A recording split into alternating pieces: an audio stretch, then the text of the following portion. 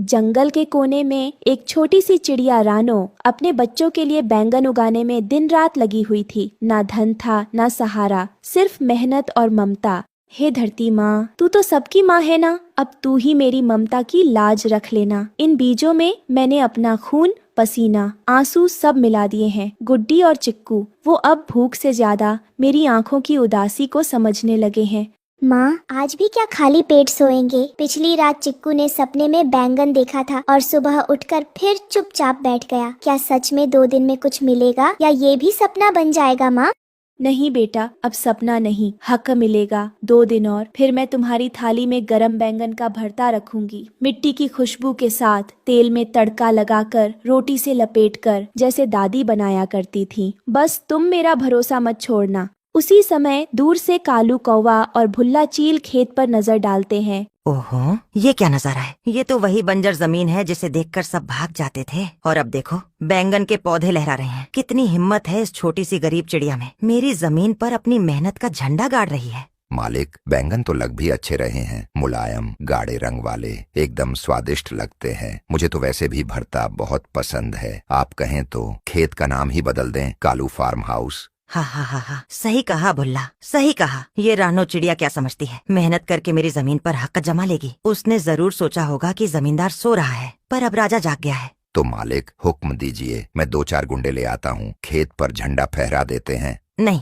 पहले चालाकी से वार करेंगे। कल ही एक झूठा कागज तैयार कराओ, जमींदार कालू कौवा बनाम चिड़िया रानो। इसमें लिखवाओ कि ये जमीन मेरी पुश्तैनी संपत्ति है, और एक कानूनी नोटिस भेज दो कि अब ये खेत भी मेरा और बैंगन भी।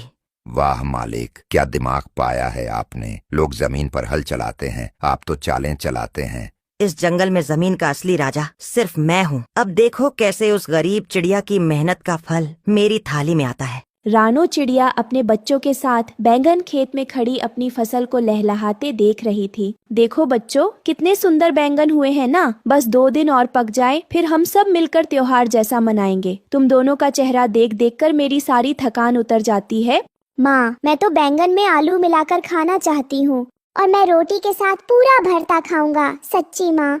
तभी आसमान से एक चिट्ठी गिरती है। उस पर एक लाल मुहर लगी हुई थी। अरे ये क्या है, लाल मुहर? रानो चिट्ठी खोलती है। पढ़ते पढ़ते उसकी आंखें भर आती हैं। आप जिस जमीन पर खेती कर रही हैं, वह श्री कालू कौवा जमींदार की संपत्ति है। आपको अगले 24 घंटे में खेत खाली करना होगा, नहीं तो बल प्रयोग किया जाएगा। नहीं नहीं, ये जमीन तो बंजर थी, कोई आता ही नहीं था इधर। मैंने इसे जिंदा किया है। हर बीज में मेरी ममता है, मेरी भूख है, मेरी उम्मीद है। अब कोई लालची कौवा आकर इसे छीन लेगा? ये कैसा न्याय है? माँ, क्या हम फिर भूखे रहेंगे? नहीं बेटा, इस बार माँ हार नहीं मानेगी। मैंने ये खेत अपने लिए नहीं, तुम्हारे लिए सींचा है। चाहे जो हो जाए, मैं अपना हक नहीं छोड़ूंगी। मैं जंगल पंचायत जाऊंगी, सरपंच उल्लू के पास। अगले दिन कालू कौवा रानो चिड़िया के घर पहुंचता है और कहता है, हे रानो, कल नोटिस तो तुमने देख लिया होगा। अब ये जमीन मेरी है, तूने बिना इजाजत खेती की है। अब ये खेत और बैंगन दोनों मेरे। मालिक, ये तो बंजर जमीन थी, मैंने अपने पंखों से इसे सींचा है। ये बैंगन मेरे बच्चों के लिए हैं। बच्चों को भूखा ही रखना। अब ये खेत मेरी जमींदारी में आएगा। रात का समय, रानो उदास बैठी थी और बच्चे भूखे सो रहे थे। माँ, बैंगन कहाँ गए? मुझे बहुत भूख लगी है। बेटा, भगवान देख रहे हैं, किसी दिन वो हमें भी इंसाफ देंगे। अगली सुबह रानो मिट्ठू तोते से मिलती है। मिट्ठू भाई, अब क्या करूं? मेरी सारी मेहनत कालू ने छीन ली। मिट्ठू भाई, अब मैं क्या करूं? जिस खेत को अपनी जान बनाकर सींचा, जिस मिट्टी में अपने बच्चों का भविष्य देखा, वो सब कालू कौवा ने एक कागज के दम पर छीन लिया। मेरे बच्चे फिर भूखे हैं। रानो बहन, मैं जानता हूँ तू टूटी हुई है, लेकिन तू झुकी नहीं है। ये जंगल बस पेड़ों और जानवरों का नहीं है, ये इंसाफ और इंसानियत का भी है। अगर कालू कौवा जमींदार है, तो तू इस जंगल की मेहनत कश माँ है, और माँ की मेहनत कोई नोटिस से नहीं मिटाई जा सकती। पर कौन सुनेगा मेरी बात? मैं तो बस एक गरीब चिड़िया हूँ। मेरे पास न ताकत है, न दौलत, न झूठे कागज। बस कुछ बैंगन और 2 भूखे बच्चे हैं। रानो बहन, जंगल की पंचायत बुलाओ, सब जानवर इकट्ठे होंगे, और अगर तेरी मेहनत सच्ची है तो सब तेरे साथ खड़े होंगे। जंगल का बड़ा दरबार सजता है। सभी पक्षी, जानवर और पक्षी और बगुला जी और सरपंच उल्लू भी वहाँ आते हैं। शांति रखो, आज पंचायत में रानो चिड़िया और कालू कौवा के बीच जमीन का मामला है। दोनों पक्ष सामने आए। सरपंच जी, ये जमीन मेरी पुश्तैनी है। मेरे पास कागज है, मुहर है, गवाह है। ये चिड़िया गैर कानूनी रूप से खेती कर रही है। मुझे सिर्फ खेत नहीं, उसके बैंगन भी चाहिए मेरे लंच के लिए। हद है, मेहनत किसी और की और खाने वाला तू। सरपंच जी, मैं कुछ नहीं जानती कागज और मुहर। मैं बस ये जानती हूँ, ये जमीन जब सबने छोड़ दी थी तब मैंने इसे अपनाया था। हर बीज, हर पौधा मेरे हाथों से पला है। इन बैंगनों में मेरे बच्चों की भूख है, मेरी ममता है। किसी की भूख पर कोई जमींदारी नहीं चलती। सिर्फ कागज होना काफी नहीं, इंसानियत भी जरूरी है। क्या आप मेहनत करने वालों को घर से निकाल देंगे?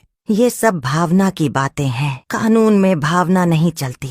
कालू कौवा, तेरे पास कागज है सही, पर जंगल में जमीन का असली हक उसी को है जो उसे सींचता है, जिनके पसीने से वो जिंदा होती है। क्या कोई गवाह है राणो चिड़िया के सपोर्ट में? मैं गवाह हूँ। राणो ने जब ये जमीन संभाली थी तब ये सूखी और बंजर थी। कालू कौवा को तब ये जमीन नहीं याद आई। हम तो बस मालिक के कहने पर। मैं जमींदार हूँ, ये जंगल मेरी जागीर है।